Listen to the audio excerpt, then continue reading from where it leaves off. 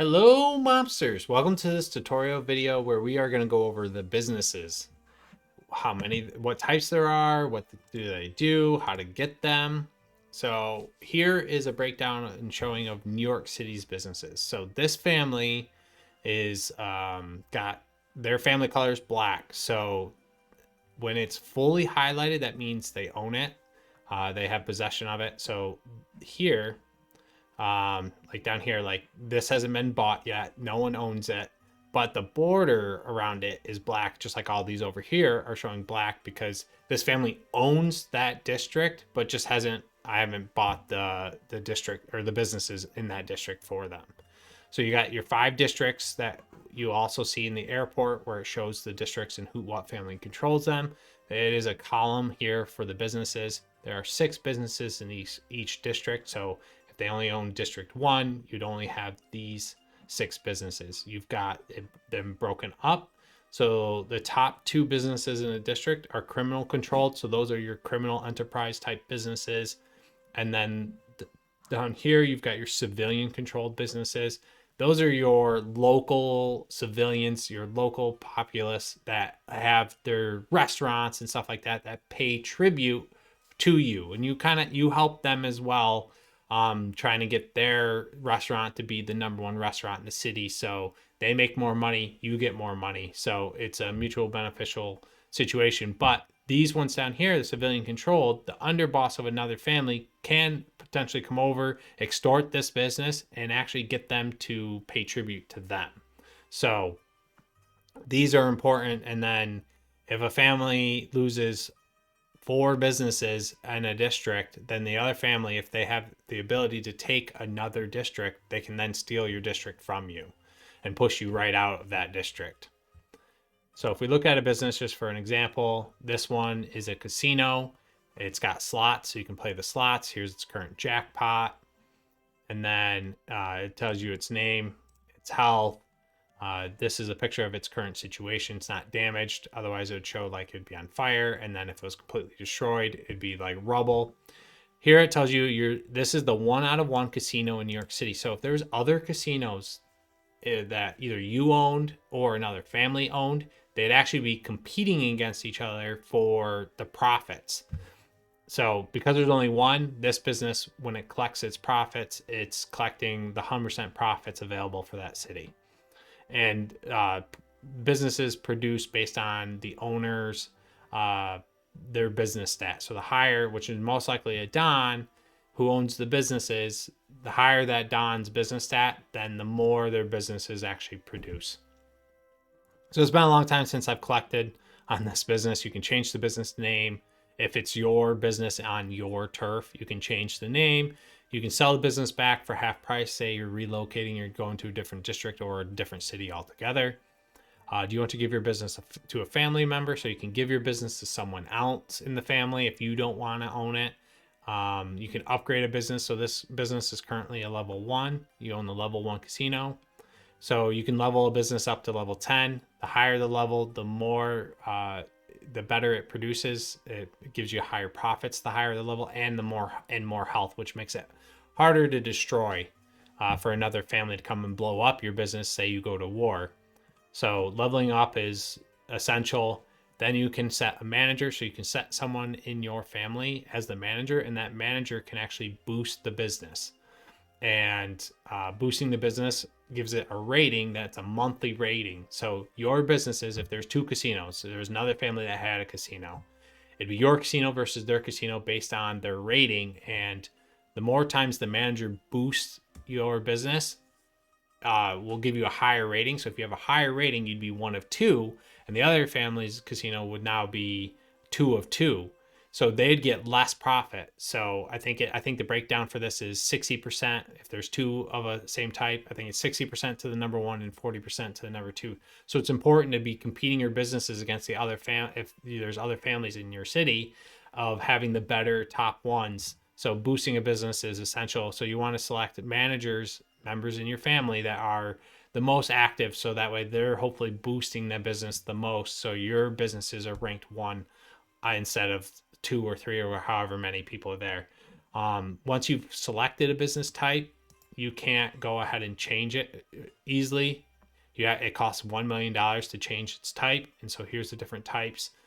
You've got your casino, which this currently is. Then you can go to a garage, gun shop, pharmacy, hardware store, brothel, speakeasy, and policy. So the casino, its unique feature is it's got the slot machines. A garage is your chop shop, essentially. It gives you can get vans and getaway cars, which are used in big jobs. Your gun shop is where you're going to get your guns and your ammo. So if you need a Tommy gun or a Tommy gun drum, you have to get it from a gun shop or find it on the black market. But the only way to get it into the game is from a gun shop business. The pharmacy is a drug business, and you get it produces cocaine, ecstasy, heroin, and marijuana. And those different drugs give you actually for a time period, you gain a boost to a specific stat that's tied to that. So having a pharmacy is really helpful because, say, another family has stronger members than your family members, you'll want a pharmacy get drugs and then have your family members take those drugs, boost their stats, and then hopefully boost them high enough where they can actually go and successfully attack the other family. So pharmacy is a really good one to help boost your family's abilities and hopefully get you guys to pass. The hardware store is explosives. So this is where you're going to get your bazookas, your grenades, your dynamite to help blow up other mobsters' housings or businesses. Then you've got a brothel, which the brothel is a gentleman's club, whatever you want to call it. It has prostitutes in it, and the prostitutes have a rating, and based on that rating and boosting it, that your brothel will have a higher ranking, which if there's other brothels in the city, you'll want more people to go to your brothel because you have a better brothel. So more locals will essentially go to your brothel, so you'll make more money. Also, based on the rating from 1 to 10, each prostitute has a 1 to 10, and you can fire the low ones and hopefully get to the 10s. Once a day, any player can visit a brothel, doesn't matter who owns it, goes to a brothel, and they can get that rating added to their health. So normally a player has 100 health, that's the base. But with a brothel, if you visit a brothel every day, you can add up to, if they have a prostitute that's a rating of 10, you can add 10 health to your health every single day, and that stays there until you get attacked. So if someone comes and tries to shoot you and they do 40 damage, you're going to lose your health and drop down. And if you drop below 100, you can only heal up to 100. So the only way to go above 100 is to visit a brothel. But if you go below 100, you lost all that added health that you had. There's no getting it back until you got to build it back up through going to the brothel. A speakeasy is exactly what a speakeasy used to be in like the 1920s, 1930s, which is a theme of this game. And that is where you can have drinks. Right now there's wine, beer, and moonshine, but eventually we're gonna add in a bunch more different types of liquor and stuff from different countries, and you're gonna want to export it. So then you get this boost from the bootleg season, which is a whole different thing that's for a time period twice a year. The bootleg season rolls around. You get all this alcohol. You then funnel it into your speakeasies, and then you drink the drinks based on your family's perk ability of how many drugs they can take. So if your family is allowed to take like 3 drugs, you can have 3 drinks. And what each drink does is it reduces your timers on your jobs. So if your jobs are, you just did all your jobs, you've got the countdown of how long until you can do the next job.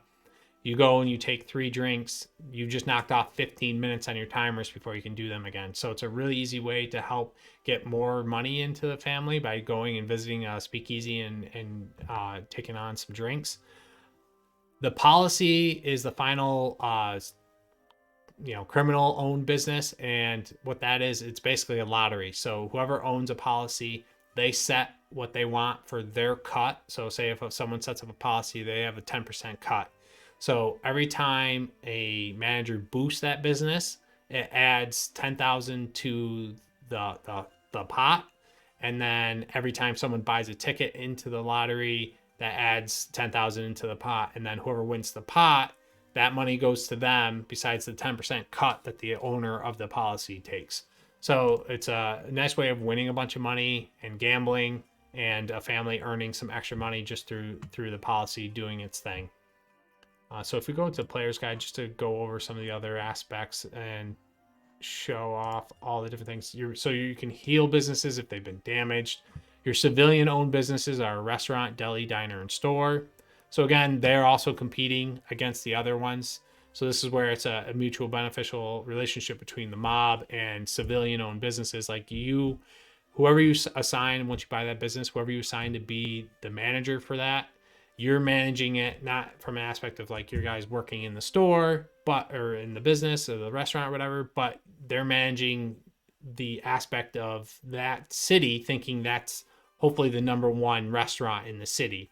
So you're going to boost that up. So there's the restaurant, deli, diner, and store. They're all set. So it goes down in order. That's what they go in order as you're going down in the column.